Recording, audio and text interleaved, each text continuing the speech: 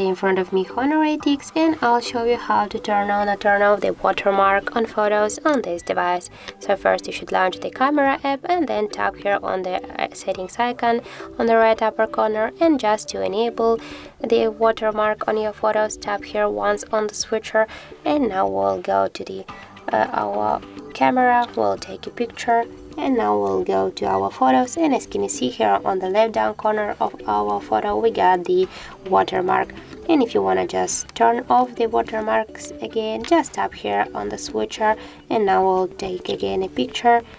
and as can you see our picture is without watermarks. So that's how it looks, and if you find this video helpful, don't forget to leave a like, comment and to subscribe our channel.